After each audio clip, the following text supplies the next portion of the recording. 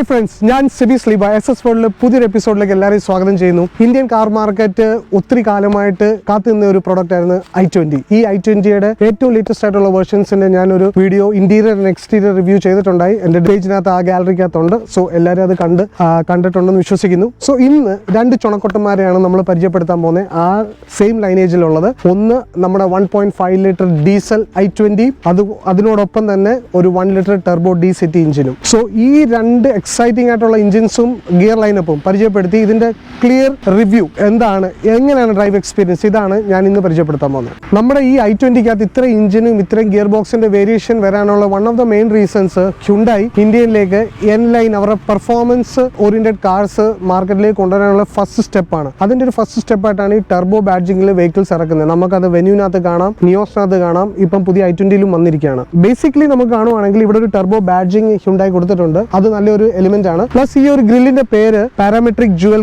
Grill എന്നാണ് അറിയപ്പെടുന്നത്. അപ്പം ഈ 1 ലിറ്റർ D-Cityയിലും ഈ 1.5 ലിറ്ററിലും സെയിം ടൈപ്പ് ഓഫ് ഗ്രില്ലാണ്. പക്ഷെ 1.2 ഇതിനെക്കാട്ടിയും കുറച്ചുകൂടെ അടുത്ത് നിൽക്കുന്ന ഒരു ഫിൻസ് ആണ് നമുക്ക് കാണാൻ സാധിക്കുന്നത്. അത് എന്തിനാന്ന് വെച്ചാൽ ഈ രണ്ട് പെർഫോമൻസ് ഓറിയന്റഡ് വണ്ടി ആയതുകൊണ്ട് എയറിന്റെ ഇൻടേക്ക് കൊടുക്കാൻ വേണ്ടിയാണ് ഇത്രയും ഒരു വലിയ ഓപ്പണിങ്സ് കൊടുത്തേക്കുന്നത്. പിന്നെ ബേസിക്കലി നമ്മൾ എളിയൻ എക്സ്റ്റീരിയർ വൈസ് നോക്കുവാണെങ്കിൽ 1.2 1 ലിറ്റർ 1.5 ലിറ്റർ ബേസിക്കലി സെയിം ആണ്. ഈ ടർബോ ബാഡ്ജിംഗ് ഒഴികെ ഹെഡ്ലൈറ്റ്സിലേക്ക് വരുവാണെങ്കിൽ വൈറ്റ് LED ഹെഡ്ലൈറ്റ്സ് ആണ് പ്രൊവൈഡ് ചെയ്തത് വിത്ത് കോർണറിംഗ് ലാമ്പ്. പിന്നെ i20യുടെ ബാഡ്ജിംഗ് പ്രൊവൈഡ് ചെയ്തിട്ടുണ്ട് വിത്ത് ഇപ്പോഴത്തെ എല്ലാ വെഹിക്കിളിനകത്തും DRLs പ്രൊവൈഡ് ചെയ്തിട്ടുണ്ട്. സൈഡ് പ്രൊഫൈലിലേക്ക് വരുവാണെങ്കിൽ കുറെ കട്ട്സ് ആൻഡ് ക്രീസസ് നിങ്ങൾക്ക് കാണാം. അതുകൂടാതെ തന്നെ 16 ഇഞ്ച് അലോയ് വീൽസ് ആണ് പ്രൊവൈഡ് ചെയ്തിരിക്കുന്നത്. പ്ലസ് D-Cityയുടെ ഒരു ബാഡ്ജിംഗ്. ബാക്കിയെല്ലാം ഓൾമോസ്റ്റ് സെയിം ആണ്. റിയർ ഡിക്കിയിലേക്ക് വരുവാണെങ്കിൽ ടെയിൽ ഗേറ്റിലേക്ക് വരുവാണെങ്കിൽ 311 ഒരു ബൂട്ട് സ്പേസ് ആണ് പ്രൊവൈഡ് ചെയ്തത്. ഡീപ്പ് ആണ്, പഴയതിനെ കാട്ടി മരിക്കുന്നു.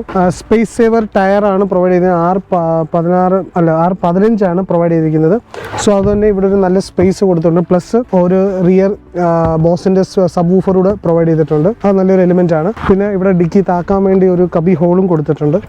ഇതിന്റെ മൊത്തത്തിലൊരു ഡയമെൻഷൻ പറയുവാണെങ്കിൽ 3995 ആണ്. ഇപ്പൊ വീൽ ബേസ് 2580 ആണ്. പണ്ടത്തിനെ കാട്ടി ഒരു 10 mm കൂടെ കൂട്ടിയിട്ടുണ്ട്. അതുകൊണ്ട് ഇൻസൈഡ് സ്പേസ് പാസഞ്ചേഴ്സോ അല്ലെങ്കിൽ കസ്റ്റമേഴ്സ് കൊടുക്കാൻ പറ്റുന്നുണ്ട്. ടോട്ടൽ വിഡ്ത്ത് ഓഫ് ദ വെഹിക്കിളും 41 mm ഇൻക്രീസ് വന്നിട്ടുണ്ട്.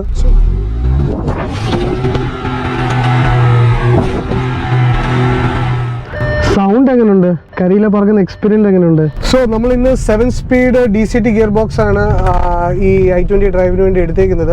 ഫസ്റ്റ് തിങ് പറയാനുള്ളത് സീറോ ടെർബോ ലാഗ്. ഈ ടെർബോ ലാഗിന്റെ ഒരു മെയിൻ കാരണം, ഇല്ലാത്തതിന്റെ ഒരു മെയിൻ കാരണം ഈ D-City ഗിയർ ബോക്സ് ആണ്. നമ്മൾ കാല് കൊടുക്കുമ്പോൾ തന്നെ വളരെ റെസ്പോൺസീവ് ആയിട്ടുള്ള ഒരു ഗിയർ ബോക്സ് ആണ്. ടെർബോ ലാഗിന്റെ ഒരു ഫീലിംഗേ കൊടുക്കുന്നില്ല. Because dual clutch transmission. ഇന്ന് ഓട്ടോമാറ്റിക്സിലെ ടോപ്പ് ഓഫ് ദ ലൈനിൽ ഏറ്റവും ഹൈലി എഫിഷ്യന്റ് ഗിയർ ബോക്സ് ആണ് D-City ഗിയർ ബോക്സ്. അതുകൊണ്ട് അത് i20കകത്ത് ഹ്യുണ്ടായി നൽകിയിട്ടുണ്ട്. ഇതിനകത്ത് ഫസ്റ്റ് തിങ് എനിക്ക് അനുഭവപ്പെട്ടിരിക്കുന്നത് ഈ ഒരു ടെർബോ ലാഗ് ഇല്ലാത്ത ഒരു ഫീലാണ്. പിന്നെ നമ്മളെ വലിച്ചെടുത്തോണ്ട് പോകുന്ന ഒരു ഫീലിംഗ്. നിങ്ങൾക്ക് എല്ലാവരും കാണാം, വളരെ റെസ്പോൺസീവ് ആയിട്ട്. ഇപ്പൊ എനിക്ക് പോലും ഫീൽ ചെയ്യുന്നത് ഇപ്പൊ D4ലാണ് വണ്ടി ഓടുന്നത്, 4th ഗിയറിലാണ്. വണ്ടി വളരെ, ഈ സ്റ്റിയറിംഗ് കുറച്ച് ഈ പറയുന്ന ലൈറ്റ് ആയിട്ട് എനിക്ക് ഫീൽ ചെയ്യുന്നത്. സ്പീഡ് കൂടുന്തോറും ഒത്തിരി ഹെവി ഫീലിംഗ് ഇല്ല. അപ്പോൾ ഒരു ഹൈ സ്പീഡിൽ ചിലപ്പോൾ നമുക്കൊരു അൺകംഫർട്ടബിൾ ഫീലിംഗ് വന്നേക്കാം. അല്ലാതെ വണ്ടി വളരെ ലൈറ്റ് ആണ്, റെസ്പോൺസീവ് ആണ് ഈ ഗിയർ ബോക്സ്. പിന്നെ വളരെ ഫൺ ടു ഡ്രൈവ് ആണ്. സോ ഇതൊരു ടോയ് കാറിന്റെ കൂട്ട് കൊണ്ടുപോകുന്നുള്ളൊരു ഫീൽ ആണ്. ഒരു ഹെവി ഫീലിംഗേ ഇല്ല. മുമ്പേ ഞാൻ ഇന്നാളിൽ ഒരു Nexon EV ഓടിച്ചായിരുന്നു.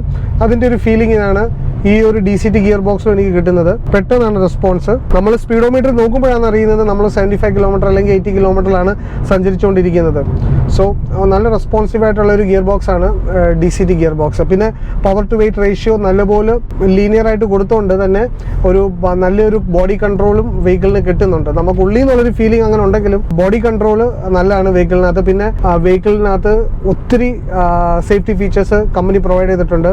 ABS, EBD, ESP. So ഇതെല്ലാം കൂടെ നല്ലൊരു ഇൻഫർമേഷൻ കൊടുത്ത് നല്ലൊരു ഡ്രൈവിംഗ് ഡൈനാമിക്സ് ആണ് വണ്ടിക്കകത്ത് പ്രൊവൈഡ് ചെയ്തിരിക്കുന്നത്.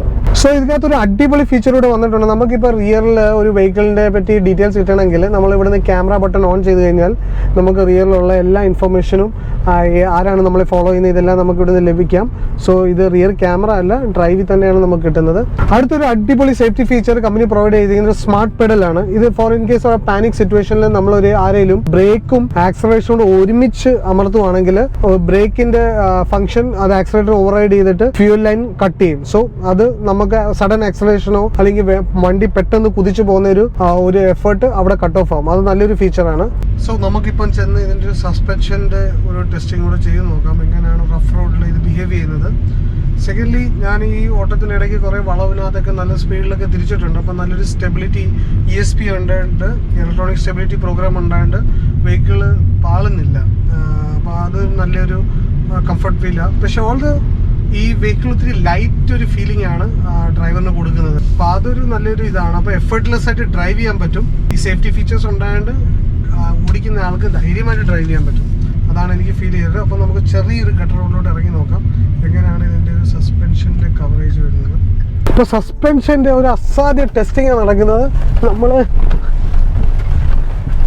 അത്രയും കുലുക്കൊന്നും ഇല്ല, ഞാൻ വെറുതെ കുലുങ്ങിയതാണ്. അപ്പോൾ സംഭവം എന്ന് പറഞ്ഞാൽ അത്യാവശ്യം നല്ല ഗ്രൗണ്ട് ക്ലിയറൻസ് ഉണ്ട്. അല്ലേ, കുഴപ്പമില്ല, വണ്ടിയുടെ അടിയൊന്നും തട്ടുന്നില്ല. പുതിയ K പ്ലാറ്റ്ഫോമിൽ ഡിസൈൻ ചെയ്തുകൊണ്ട് തന്നെ നല്ലൊരു ഗ്രൗണ്ട് ക്ലിയറൻസും നല്ലൊരു ഡ്രൈവ് ഡൈനാമിക്സുമാണ് ഈ ഒരു പ്ലാറ്റ്ഫോം നൽകുന്നത്. പിന്നെ 170 mm ഗ്രൗണ്ട് ക്ലിയറൻസ് ഉണ്ടായിട്ട് അത്യാവശ്യം ഏത് കുണ്ടും കുഴിക്കാത്തവർ കയറി ഇറങ്ങിപ്പോൾ നമ്മുടെ ഇന്നത്തെ കാലത്തെ ഇവിടുത്തെ റോഡുകളൊക്കെ നല്ല അത്യാവശ്യം നല്ല കുഴികളൊക്കെ ഉണ്ട്. ഉള്ളിലോട്ടുള്ള റോഡുകൾ കുറേ ഏരിയയിലൊക്കെ നല്ല ഡെവലപ്മെൻ്റ് ആയിട്ടുണ്ട്. സോ സസ്പെൻഷൻ സൈഡിലേക്ക് വരുവാണെങ്കിൽ വളരെ സോഫ്റ്റ് ആയിട്ടുള്ള സസ്പെൻഷനാണ് പ്രൊവൈഡ് ചെയ്യുന്നത്. ഒത്തിരി ഒരു ഹാർഡ് ഹമ്പിങ് നോയ്സ് കിട്ടുന്നില്ല. ക്യാബിനകത്ത് ഇൻസുലേറ്റഡ് ആണ്. പിന്നെ നല്ലൊരു ഗ്രൗണ്ട് ക്ലിയറൻസ് ഉണ്ടായതുകൊണ്ട് തന്നെ അടി തട്ടത്തില്ല. ആ ഒരു വിശ്വാസത്തോടു കൂടിയാണ് ഇതിനെ പോകുന്നത്.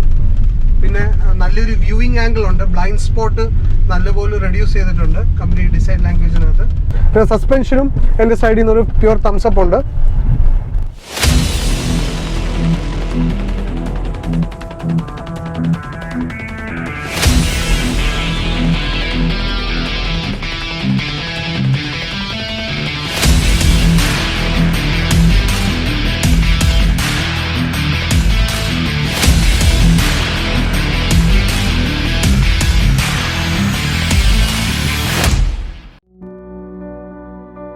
So 1 litre Turbo petrol engine വളരെ ഫൺ ടു ഡ്രൈവ് വെഹിക്കിളാണ്. ഇത് എനിക്ക് എങ്ങനെ പറഞ്ഞ് എക്സ്പ്രസ് ചെയ്യേണ്ടി അറിഞ്ഞൂടാ. നല്ലൊരു പവർ ടു വെയിറ്റ് റേഷ്യോ ഉണ്ടായിട്ട് തന്നെ നല്ലൊരു ഡ്രൈവ് ഫീലാണ് വെഹിക്കിൾ കൊടുക്കുന്നത്. അപ്പോൾ നിങ്ങൾ എല്ലാവരും ഈ വെഹിക്കിൾ ഓടിക്കണം. ഈ പ്രീമിയം ഹാച്ച് ബാക്കിൽ ഏറ്റവും പവർഫുൾ ആയിട്ടുള്ളൊരു വെഹിക്കിളാണ്. 120 bhp ഉള്ള ഒരു 1 ലിറ്റർ ടെർബോ. ഇതെല്ലാവരും ഡ്രൈവ് ചെയ്തിട്ട് നിങ്ങളെ അനുഭവം നിങ്ങളെ കമൻസിനകത്ത് ഷെയർ ചെയ്യുക. അടുത്ത് നമ്മളിപ്പം ചെയ്യാൻ പോകുന്നത് ഈ 1.5 ലിറ്ററിൻ്റെ ഡീസൽ എഞ്ചിനാണ്. അത് 100 bhp ആണ്, മറ്റേത് 120 ആണ്. ഇപ്പം 100 bhp കുറച്ചുകൂടെ വെയിറ്റ് ഉള്ള വെഹിക്കിൾ എങ്ങനെയാണ് ഫീൽ ചെയ്യുന്നത് അത് നമുക്ക് ഓടിച്ച് മനസ്സിലാക്കാം.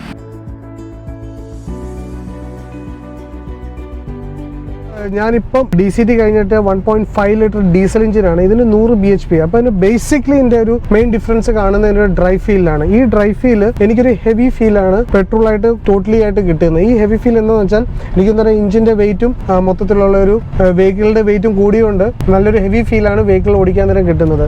അപ്പോൾ ഹ്യുണ്ടായി ഇപ്പോഴും ഡീസൽ എഞ്ചിൻസിനകത്ത് നല്ലൊരു ഫോക്കസ് കൊടുക്കുന്നുണ്ട്. ഇപ്പം മിക്ക മാനുഫാക്ചേഴ്സും ഡീസൽ എഞ്ചിൻസ് അവരുടെ പോർട്ട്ഫോളിയോയിൽ നിന്ന് ഔട്ട് തന്നെ ചെയ്തിട്ടുണ്ട്. പക്ഷേ ഈ സെയിം എഞ്ചിനാണ് വെന്യൂവിനകത്ത്, ക്രെറ്റയ്ക്കകത്ത്, വെർണയ്ക്കകത്ത് പ്ലസ് ഈ i20കകത്തും അവർ പ്രൊവൈഡ് ചെയ്തിരിക്കുന്നത്. സോ എല്ലാത്തിനകത്തും ഈ ഗിയർ വെയിറ്റ് റേഷ്യോ ചേഞ്ച് ചെയ്തിട്ട് ഡ്രൈവ് ഡൈനാമിക്സ് ചേഞ്ച് ആക്കിയിട്ടുണ്ട്. പ്ലസ് പവറിന്റെ ഒരു ഔട്ട്പുട്ടും ഇപ്പൊ ക്രെറ്റയ്ക്കകത്താണെങ്കിൽ 115 ആണെങ്കിൽ ഇതിൻ്റെ അകത്ത് 100 bhp. അപ്പോൾ റീട്യൂൺ ചെയ്തിട്ടുണ്ട് ഈ വണ്ടിയുടെ വെയിറ്റ് അനുസരിച്ച് പവർ ഡെലിവറി ചെയ്യാൻ വേണ്ടി. സോ ഇതിനകത്തൊരു നല്ലൊരു ഹെവി ഫീലാണ് ബേസിക്കലി എനിക്ക് കിട്ടുന്നത്. നല്ലൊരു സ്ട്രോങ് ഒരു ഫീലും പിന്നെ സ്റ്റിയറിംഗ് കുറച്ചുകൂടെ ടൈറ്റ് ആയിട്ടുണ്ട് കമ്പയർഡ് ടു പെട്രോൾ. ആ ഒരു ഫീലിംഗ് ആണ് എനിക്ക് കിട്ടുന്നത്. ടോർക്കും ഡെലിവറി ചെയ്യുന്നത് 24.5 കിലോഗ്രാം ആണ്. പ്ലസ് മൈലേജ് കമ്പനി ക്ലെയിം ചെയ്യുന്നത് 24 കിലോമീറ്റർ അബവ് മൈലേജ് ആണ് ഈ വെഹിക്കിളിനകത്ത് ക്ലെയിം ചെയ്യുന്നത്. അത് തന്നെ നല്ലൊരു ലോങ് ഡിസ്റ്റൻസ് ഡ്രൈവ് ആഗ്രഹപ്പെടുന്നതും ലോങ് ഡിസ്റ്റൻസ് ഡ്രൈവ് ഉള്ളവരും തീർച്ചയായിട്ടും പ്രിഫർ ചെയ്യുന്ന ഒരു മോഡലാണ്. ഒന്ന് പവർ ഉണ്ട്, 2 മൈലേജ് ഉണ്ട്, ടോർക്ക് ഉണ്ട്. അപ്പോൾ ബേസിക്കലി ഡീസൽ എഞ്ചിൻസ് പറയുവാണെങ്കിൽ ടാറ്റ അൾട്രോസ് മാത്രമേ ഇപ്പോൾ മാർക്കറ്റിൽ ഈ സെഗ്മെന്റിൽ ഡീസൽ എഞ്ചിൻ പ്രൊവൈഡ് ചെയ്യുന്നുണ്ട്. ബാക്കി എല്ലാ മാനുഫാക്ചേഴ്സും ഡീസൽ ടെക്നോളജിയിൽ നിന്ന് ബാക്ക് ഔട്ട് ചെയ്തിട്ടുണ്ട്. ഹ്യുണ്ടായി ആണ് next in line diesel BS6 provide ചെയ്തിരിക്കുന്നത്. അപ്പം വളരെ ഒരു സൈലൻ്റ് ആയിട്ടുള്ള എഞ്ചിനാണ് ഫസ്റ്റ്ലി എനിക്ക് ഫീൽ ചെയ്തിട്ടുള്ളത്. അപ്പം ഇഞ്ചിൻ NVH ലെവൽസും കമ്പനി നല്ലപോലെ ശ്രദ്ധിച്ചിട്ടുണ്ട്. ക്യാബിനകത്തോട്ട് ഇഞ്ചിൻ്റെ നോയ്സ് വലുതായിട്ടില്ല. നമ്മൾ AC-യുടെ ഫാൻ്റെ സ്പീഡ് തീരെ 1-ലാണ് ഇട്ടേക്കുന്നത്. എന്നാൽ തന്നെ നല്ലൊരു ഹൈലി റിഫൈൻഡ് ഒരു എഞ്ചിനാണ് കമ്പനി പ്രൊവൈഡ് ചെയ്തിരിക്കുന്നത്. പിന്നെ ഒരു വേറെ പ്രത്യേകത ലോ RPM പോയാലും വണ്ടി ഇപ്പോൾ 4th ഗിയറിലാണ് ഞാൻ പോകുന്നത്, വണ്ടി ഇടിച്ച് നിൽക്കുന്നില്ല. അപ്പോൾ അവർ ഗിയർ ടു വെയിറ്റ് റേഷ്യോ നല്ലപോലെ കോൺസെൻട്രേറ്റ് ചെയ്തിട്ടുണ്ട്. അപ്പം നല്ലൊരു ഡെഡ് സ്ലോ സ്പീഡിൽ ഇപ്പം ഫോർ എക്സാമ്പിൾ ഞാനിപ്പം 40ലാണ് പോകുന്നത്, ഇപ്പോൾ 4th ഗിയറിലാണ്. അപ്പം വാഹനം കാണിക്കുന്നുണ്ട് 3rd ഡൗൺ ഷിഫ്റ്റ് ചെയ്യാൻ. സോ ഗിയർ സിസ്റ്റം തന്നെ പറയുന്നുണ്ട് ഡൗൺ ഷിഫ്റ്റ് ചെയ്യാൻ, പക്ഷേ ഞാൻ ചെയ്തിട്ടില്ല. നമുക്ക് നോക്കാം എത്ര സ്ലോ സ്പീഡ് വരെ അത് ഇടിക്കാതെ കൊണ്ടുപോകാൻ പറ്റുന്നുണ്ട്. ഇപ്പോൾ 30 കിലോമീറ്റർ സ്പീഡിലാണ്. സോ 20ലായി. ഇപ്പോൾ 20ൽ സ്പീഡ് കുറഞ്ഞിട്ടും വണ്ടി ഇടിച്ച് നിൽക്കുന്നില്ല. ഓക്കെ, അപ്പോൾ 20ൽ സംഭവം അത് 3rd മാറ്റാൻ പറയുന്നുണ്ട് വണ്ടി. പക്ഷേ ഇപ്പം നമ്മൾ 3rd പോകുന്നത്, 2nd കാണിക്കുന്നത്. സോ വെഹിക്കിൾ തന്നെ ഡ്രൈവിംഗ് ഡൈനാമിക്സ് വെച്ചിട്ട് നമ്മൾക്ക് സജഷൻ തരുന്നുണ്ട് ഏത് ഗിയറിലാണ് കൃത്യമായിട്ട് ഓടിക്കേണ്ടത്. അപ്പോൾ അത് തന്നെ ഒരു നല്ല ഇൻപുട്ടാണ് ഡ്രൈവേഴ്സിന് കൊടുക്കുന്നത്. മാക്സിമം ഒപ്റ്റിമം ഫ്യൂൽ എഫിഷ്യൻസിയും ഒപ്റ്റിമം മൈലേജ് അല്ലെങ്കിൽ ഒപ്റ്റിമം പവർ ഡെലിവറിക്ക് വെഹിക്കിൾ ഒരു നല്ല നിർദ്ദേശം തരുന്നുണ്ട്. അതൊരു നല്ല ഫീച്ചറായിട്ട് എനിക്ക് തോന്നുന്നുണ്ട്. അപ്പോൾ ഡീസൽ എഞ്ചിൻ ആയതുകൊണ്ട് അത്യാവശ്യം നല്ലൊരു ലീനിയർ രീതിയിലാണ് പവർ ഡെലിവറി തരുന്നത്. അപ്പോൾ സഡൻ ആക്സലറേഷനും തിരക്കേടില്ലാത്ത രീതിയിൽ കിട്ടുന്നുണ്ട്. പ്ലസ് നമ്മൾ വളവിനകത്തൊക്കെ നമുക്കൊരു കോൺഫിഡൻസ് തരുന്ന രീതിയിലാണ് വെഹിക്കിൾ പെർഫോം ചെയ്യുന്നത്. അപ്പോൾ electronic stability program astro option ആയതുകൊണ്ട് തന്നെ ഇലക്ട്രോണിക് സ്റ്റെബിലിറ്റി പ്രോഗ്രാം ആയാലും ABS ആയാലും EBD ആയാലും കറക്റ്റായിട്ട് വർക്കിൻ്റെ ഒരു ഫീല് നമുക്ക് വെഹിക്കിളിനകത്ത് നല്ല ഒരു സ്റ്റെബിലിറ്റിയിൽ കിട്ടുന്നുണ്ട്. വെഹിക്കിൾ ഒരിക്കലും ഒരു റൂട്ടിൽ നിന്ന് തെറ്റിപ്പോകുന്നതായിട്ടുള്ളൊരു ഫീൽ കിട്ടുന്നില്ല. അപ്പോൾ ആ ഒരു ഡ്രൈവ് ഡൈനാമിക്സ് ക്ലിയർ ആയിട്ട് നമുക്ക് വണ്ടി ഓടിക്കാൻ നേരം തന്നെ കിട്ടുന്നുണ്ട്.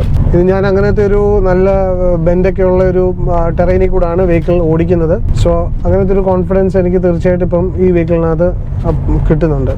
അതുകൂടാതെ തന്നെ നമുക്ക് ആഡ് ബ്ലൂവിൻ്റെ ഒരു ഫംഗ്ഷൻ ഇതിൻ്റെ അകത്ത് വരുന്നില്ല, ബിക്കോസ് 2000 cc താഴെ ആയതുകൊണ്ട്. അതുകൊണ്ട് തന്നെ നമുക്ക് നല്ലൊരു കോസ്റ്റ് റിഡക്ഷനും കമ്പനിക്ക് കൊണ്ടുവരാൻ പറ്റിയിട്ടുള്ള ടെക്നോളജി വൈസ്. പിന്നെ കസ്റ്റമേഴ്സിന് വണ്ടി ഓടിക്കാൻ തന്നെ ആഡ് ബ്ലൂ, ഇപ്പം 2 ലിറ്റർ അബോവ് എഞ്ചിൻസിനൊക്കെ ആഡ് ബ്ലൂ യൂസ് ചെയ്യണം. നമ്മുടെ ഈ വെഹിക്കിൾസിനകത്തൊന്നും ആഡ് ബ്ലൂവിൻ്റെ ആവശ്യകത വരുന്നില്ല, സ്മോൾ കാർസിനകത്തൊന്നും. പിന്നെ ഒരു ഭയങ്കര ഒരു കോൺഫിഡൻസ് നൽകുന്ന ഒരു പവർ ഡെലിവറിയാണ് നമുക്ക് കിട്ടുന്നത്. പുതിയ i20-കകത്ത് ഡീസലിനകത്ത് കമ്പനി ഓട്ടോമാറ്റിക് പ്രൊവൈഡ് ചെയ്യുന്നില്ല. ഇപ്പം തൽക്കാലം 6 സ്പീഡ് മാനുവൽ മാത്രമേ പ്രൊവൈഡ് ചെയ്യുന്നുള്ളൂ. ഭാവിയിൽ ഒരു പോസിബിലിറ്റി ഉണ്ട് ഓട്ടോമാറ്റിക്സും വരത്തക്ക ലെവൽ, അത് റെസ്പോൺസ് കണ്ടു കഴിഞ്ഞിട്ട് ശേഷം മാത്രം.